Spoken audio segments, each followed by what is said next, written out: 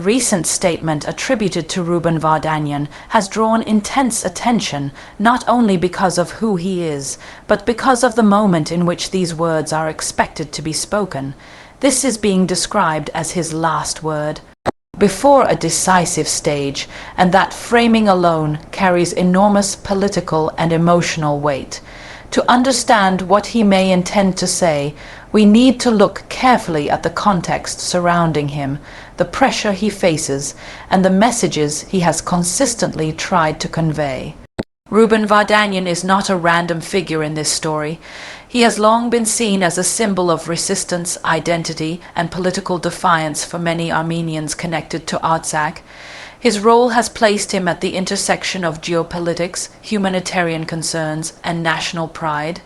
Now, as events reach what many are calling a decisive phase, his words are expected to serve not just as a personal defense, but as a statement aimed at history. When someone speaks before a decisive stage, they are usually aware that every sentence will be analyzed, quoted, and remembered. This is not about daily politics anymore. It is about legacy. Vardanyan's past speeches suggest that he is likely to focus on principles rather than tactics. He tends to speak about dignity, the right of people to exist on their land, and the moral responsibility of the international community. If this truly is his final public word before a turning point, it is unlikely to be cautious or diplomatic in the traditional sense. One of the key things many observers expect is that he will directly address the idea of responsibility.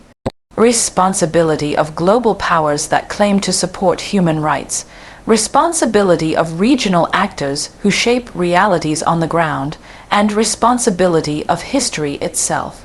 In similar moments, his tone has been calm but firm, avoiding emotional outbursts while still delivering a strong moral challenge. That contrast often makes his message more powerful. Another likely element of his statement is the human dimension. Beyond maps, borders, and negotiations, Vardanyan has repeatedly emphasized ordinary people families, children, and elderly residents whose lives are shaped by decisions made far away from them. Before a decisive stage, reminding the world of these human faces is a way to shift the narrative from abstract politics to real consequences.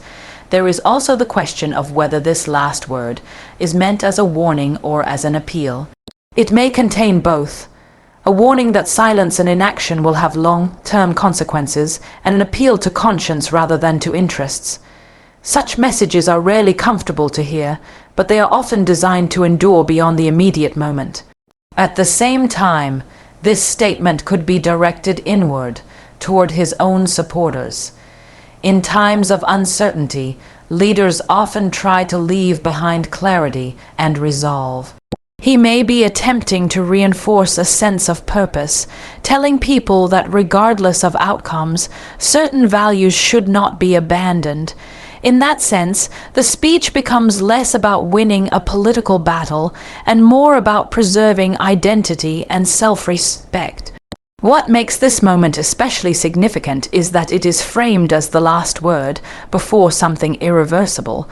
Whether that turning point is legal, political, or personal, it suggests closure of one chapter and the beginning of another. History shows that such speeches are rarely neutral. They are meant to draw a line, to define how the speaker wishes to be remembered.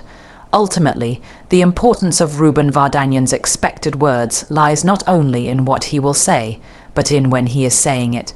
At moments like this, words become symbols. They are repeated, interpreted, and sometimes used as reference points for years to come. Whatever his exact message turns out to be, it is clear that it is intended to resonate far beyond the immediate situation and speak directly to the judgment of history itself. As this decisive moment approaches, the atmosphere around Ruben Vardanyan grows heavier with uncertainty. Supporters, critics, and neutral observers alike understand that what comes next may not be shaped by negotiations or statements alone, but by forces already set in motion. Still, Words spoken at such a time often serve as a final attempt to define meaning in the midst of pressure, and that is why this continuation of his message matters. Another dimension likely to appear in his statement is the idea of choice. And not just his own choices, but the choices facing institutions, governments, and societies. In past remarks, Vardanyan has emphasized that history is not only written by events, but by decisions made when silence seems easier than resistance. By framing the moment this way, he may be challenging others to reflect on where they stand, even if they are not directly involved. There is also the possibility that he will address misconceptions about his role. Public narratives often simplify complex figures, turning them into symbols while ignoring nuance. A final word before a decisive phase is often used to reclaim one's own story, to explain motivations, and to reject labels imposed by opponents. This does not mean justification, but clarification, an attempt to ensure that future interpretations are not built solely on the voices of others. Emotion, even if restrained, is another powerful element. While Vardanyan is known for a controlled and measured tone, moments like these often reveal a deeper personal cost. Acknowledging sacrifice, uncertainty, and risk does not weaken a message. Instead, it humanizes it. That human element can be more persuasive than any political argument, especially when the audience extends beyond immediate allies. The international audience is also central to this continuation. Statements made at critical junctures are rarely meant for one side alone. They are designed to travel across borders, languages, and media spaces. If his words are carefully chosen, they may be aimed at future readers as much as present listeners, policymakers, historians, and ordinary people trying to understand how and why certain outcomes unfolded. At the same time, silence can be as meaningful as speech. What he chooses not to say may signal resignation, defiance, or strategic restraint. In high-stakes moments, omissions are often intentional, leaving space for interpretation and reflection. This ambiguity can keep a message alive long after the moment has passed. As the decisive stage draws closer, one thing becomes clear. This is not just a personal crossroads for Ruben Vardanyan, but a symbolic one. His continued narrative reflects broader questions about justice, power, and memory. Whether his words lead to action or simply to remembrance, they will likely be cited as part of a larger story about this period. In the end, the continuation of this story is not only about anticipating what he will say, but about understanding why such moments matter. When events move beyond the control of individuals, the final act of speaking becomes a way to assert meaning. And in times of uncertainty, meaning itself can be a form of resistance. As the moment of reckoning approaches, many observers are already analyzing the ripple effects of what Ruben Vardanyan might declare. Even before he speaks, speculation shapes discourse, influencing both local sentiment and international perception. His anticipated words are being treated as a benchmark, something against which future actions will be measured. In situations like these, the symbolic weight of a statement can exceed its immediate tactical significance. Vardanyan may also choose to address unity and cohesion. In times of crisis, divisions among communities or political actors can be exploited by external forces. Leaders at critical junctures often call for solidarity not as a superficial gesture, but as a strategic appeal to collective strength and resilience. His emphasis on shared values and common heritage could serve both as a moral reminder and a practical call to action. Another likely element is foresight. He has previously demonstrated an ability to contextualize present struggles within the framework of historical continuity.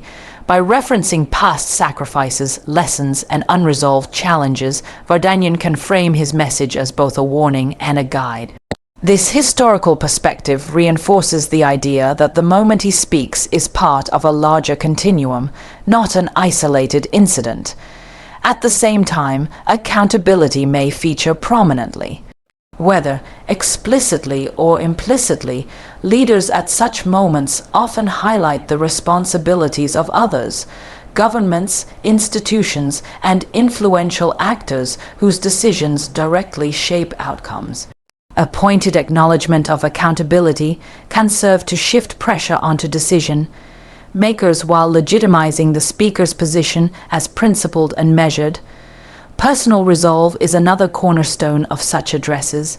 Even when surrounded by uncertainty, Vardanyan's demeanor has historically conveyed composure, conviction, and clarity. By projecting confidence in his intentions and clarity of purpose, he can reinforce the perception that he is guided by principle rather than expedience. This subtle psychological dimension often amplifies the impact of the message far beyond its literal content. Finally, Vardanyan's concluding words, whatever they may be, are likely to resonate as much in memory as in immediate news cycles. At moments labeled decisive, speeches are preserved, quoted, and revisited. They can inspire, provoke debate, or serve as moral reference points long after the events themselves have passed.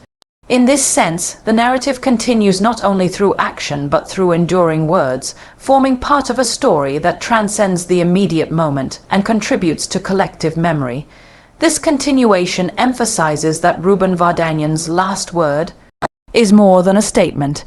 It is a strategic, symbolic act designed to influence perception, define legacy, and underscore the stakes of the moment. In the world of high-stakes politics, timing, phrasing, and focus matter just as much as policy or action, and every phrase has the potential to echo across communities, nations, and generations.